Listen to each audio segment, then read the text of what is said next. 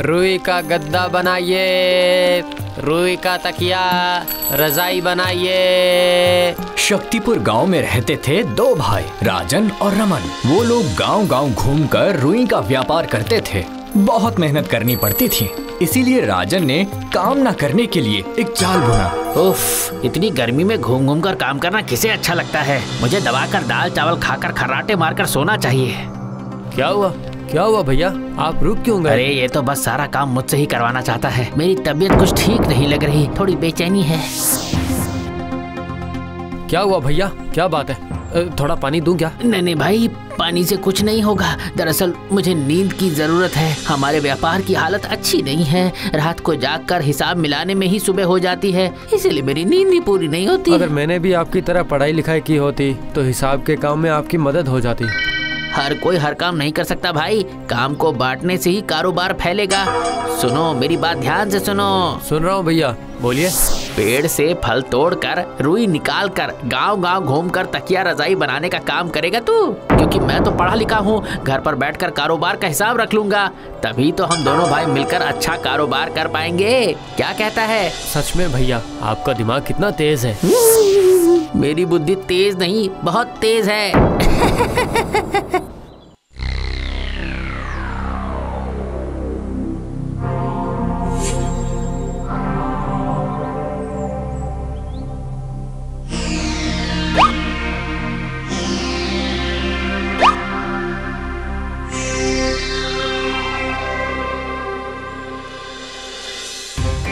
मैं रुई बेचने जा रहा हूँ भैया। ठीक है, तो फिर मैं भी हिसाब किताब के काम में लग जाता हूँ।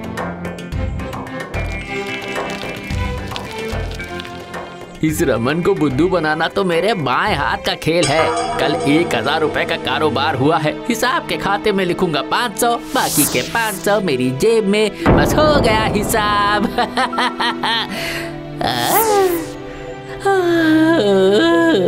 नींद आ रही है। चलो आज का काम हो गया, अब थोड़ा सो जाता हूँ।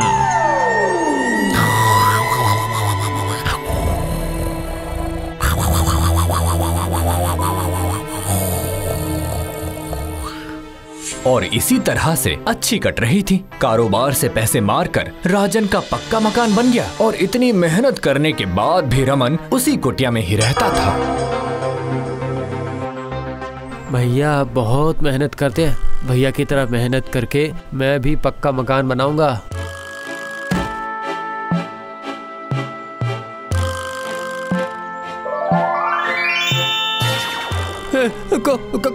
कौन है आप? डरो मत रमन, मैं रुई की परी हूँ। एक श्राप की वजह से पिछले 100 साल से मैं इस फल के अंदर बंद थी। तुमने मुझे मुक्त किया है रमन। मैं सपना देख रहा हूँ? तुमने मुझे मुक्त किया है, इसलिए मैं तुम्हारी एक इच्छा पूर्ण करूँगी। बोलो बोलो, तुम्हें क्या चाहिए? भैया तो मुझे बेवकूफ कहते हैं। वरदान मांगते वक्त अगर कोई बेवकूफी कर दी तो भैया बहुत नाराज हो जाएंगे। इतना क्यों सोच रहे हो? मैं बहुत बेवकूफ हूँ ना। आप जरा इंतजार कीजिए, मैं अपने भैया को बुला कर ले आता हूँ, वही आपसे वरदान मांग लेंगे। ठीक है, बुला कर लाओ।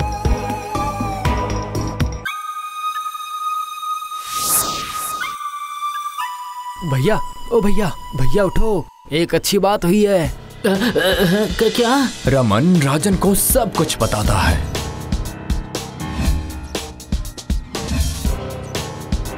सब सुनने के बाद लालच से राजन की लार टपक गई। अच्छा ठीक है। सुन रमन, मैं क्या कह रहा था कि दोनों एक साथ घर छोड़कर जाएंगे तो ठीक नहीं रहेगा। तू आज घर पर रहकर कैश का बक्सा देख ले और मैं जाकर परी से वरदान मांग कर लाता हूँ।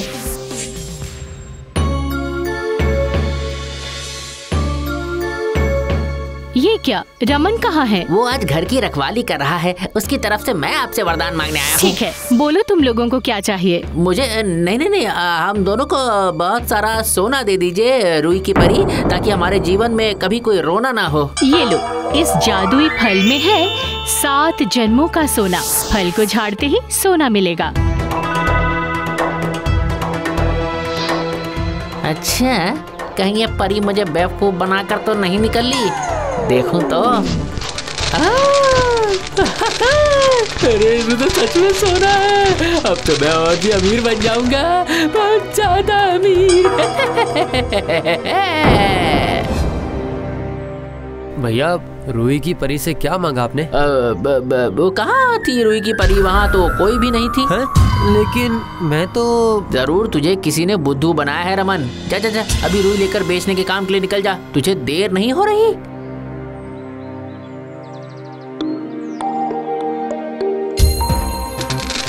जादुई फल, मुझे बहुत सारा सोना दे दो, इतना सोना कि मुझे सपने में भी सोना ही दिखाई दे, बहुत सारा सोना।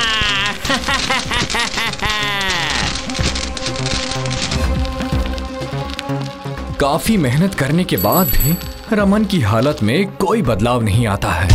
उधर पैसे की धौंस में राजन का रुआब और भी बढ़ने लगा और घर पर आया नौकर रामू। वो प्यार से मेरा गला सूख कर कांटा हो गया। अरे रामू, जरा मेरे लिए थोड़ा पानी लेकर आओ। आप पानी क्यों पियेंगे साहब? लीजिए जूस पीजिए।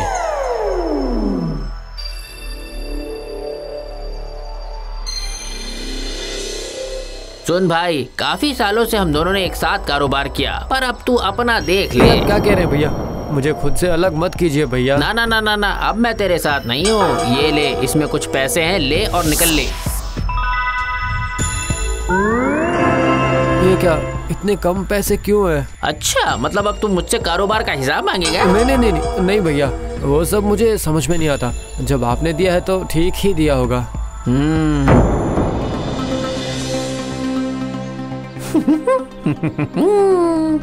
आय हाय, अब से बाकी जिंदगी में सिर्फ एक ही चीज बची है, आराम और सिर्फ आराम।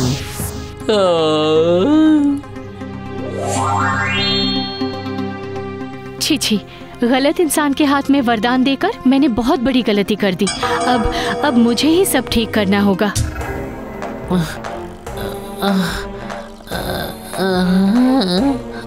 ओए माँ, अरे अगर उस जादुई फल को कभी किसी ने चुरा लिया तो तब मेरा क्या होगा? नहीं नहीं नहीं, मुझे उसे कहीं छुपा कर रखना चाहिए, लेकिन उसे रखूं भी तो मैं रखूं कहाँ?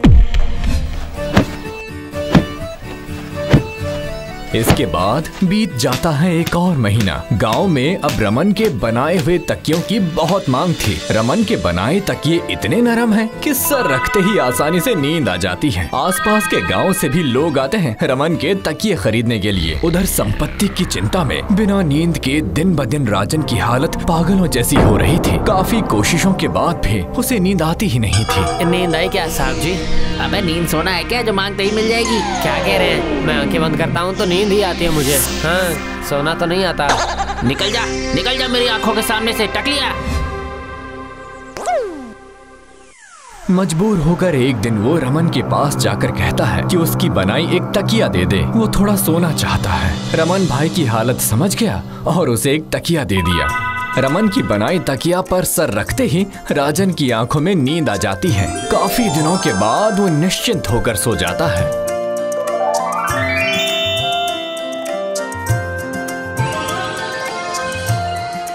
भैया, ओ भैया, भैया उठो, एक बहुत अच्छी बात हुई है।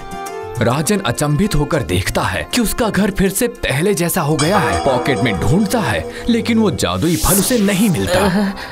अरे ये तो सब फिर पहले जैसा ही हो गया है। नहीं, इस बार फिर से वही गलती नहीं दोहराऊंगा। मैं समझ चुका हूँ, किसी को धोखा देकर कभी भी कोई अमीर नहीं बन सकता। शायद ईश्वर ने मुझे ये दूसरा मौका दिया है। चल भाई, हम दोनों एक साथ जंगल में जाएंगे और दोनों एक साथ परी से वरदान मांगेंगे, ठीक है? चल चल चल चल चल। अरे वो रूही वाली परी चली कहाँ गई? थोड़ी देर पहले तो यहीं पे थी। ओह, वो देखो भाई, सुनहरा फल? नहीं मेरे भाई, ये है जादुई फल। आज और अभी से तुझे अब ज्यादा मेहनत नहीं करनी पड़ेगी, ना ही रूही का कारोबार करना पड़ेगा। अब हम अमीर हैं। आप कितना कुछ जानते हैं भैया। अगर आपकी तरह मैं भी थोड़ा चालाक होता। अरे मेरे भाई, चालाक बनना कठिन है, लेकिन उससे भी ज्यादा कठिन है इंसान बनना। तूने मुझे इंसान बनना सिखा दिया मेरे भाई।